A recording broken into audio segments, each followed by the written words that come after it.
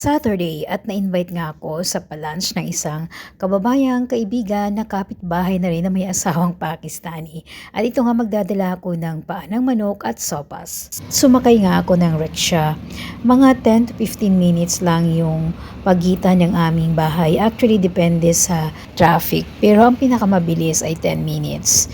At dahil Saturday nga, ayan, mapapansin nyo, maganda yung takbo ng ating trapiko. Hindi masyadong matraffic at ito mapapansin nyo din sa mga daan o sa tabi ng kalsada ay may mga vendors na tagtitinda ng mga sapatos at ang lugar na ito actually ay Sunday market or Wednesday market dito sa Karachi. Open sila pag Wednesday at Sunday only. Kapag normal na araw, yan, ganyan. Walang open na store. At dito sa side ay ang mga nagtitinda naman ng mga iba't ibang klase ng prutas. Ayan, lahat yan prutas. Mga vendors yan dyan. Wala din sa atin sa Pilipinas, may mga nagtitinda na vendors na ganyan. Mayroon silang mga maliliit na stool at diyan sila nagtitinda sa tabi. Yun nga lang, nasa tabi lang sila ng kalsada.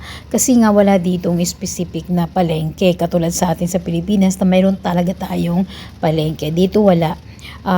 Kahit ata saan. Mayroon naman, kaya lang hindi katulad sa atin talaga. Ibang-iba kumpara sa atin.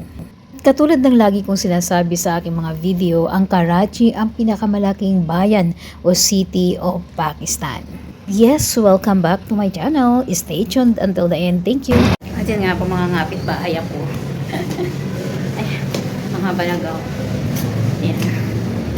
So, maganda yung panahon. Same. Hindi na naman ako nag-elevator para exercise.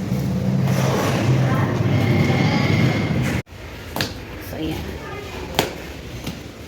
Medyo pataas-taas na exercise ito. Kasi sa 6th floor ako pupunta.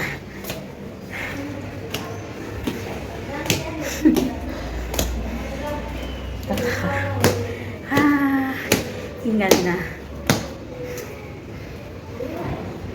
Dalawa pa.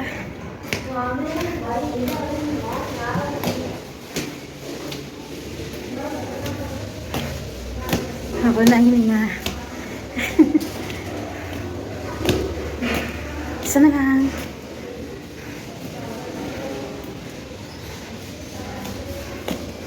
Ayan. Malapit na.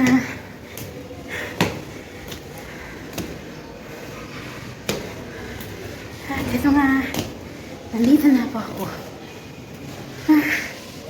6-4. Hello! Ayan, nandito na ako. Sa padispedida party ni Noor. Ayan. Daming pagkain. So, ayan, nandito na ako sa bahay ng friend. Ayan na sila, oh. Nandito kami sa kusina. Yan naman ang host. Ang dami-daming luto. Ang dami niyang padispedida. Alam mo, kaya ako maraming luto para. No, ba't hindi ako marunong magluto ng kanin na to? Hilaw na malambot. Ipatayin mo muna kapag nag-dry ka. Tapos, saka mo lang buhayin mamaya after 10 minutes. Ha? Ang galing mo Hilaw, hilaw kasi yung. Pero sa ang asawa ko, hindi. Ayan, may spaghetti pa. Oh, sarap. Padispedida ni Noor. Ayan, ang padispedida ni Noor. Foodie. Masyaallah. May pagkain kami. Pinitin ko tong dalawa mamaya. Pag tapusin ko muna yung hilaw, hilaw. Oh. Ang aming food. Para sa dispedida ni Noor. Next month. Rice. Yes. Ayan. Yes. Farewell party. Suka na bin. Party mo ka. Asawa ko eh. Nawala ka. Start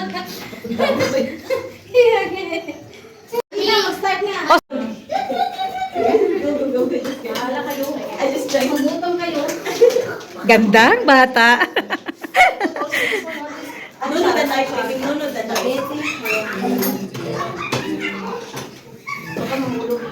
no, baby love na. Putting spices because the children, right?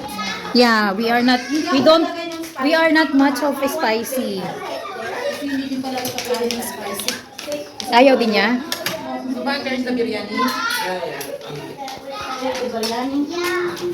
Ayan. Dig in. Ano kung tawag doon sa buffet na yung ano? Eat all you can. Except the biryani is your, Everything is Filipino. otherwise everything is a Filipino food. Ang anak mo, tinan mo. Ano ba yung chow mein? Masarap? Masasanay ka sa mga tita. Pakainin niya ng gisino. Sana ang ano. Yan talaga oh. Ang rice talaga yung laging ano. Lagi na uubos.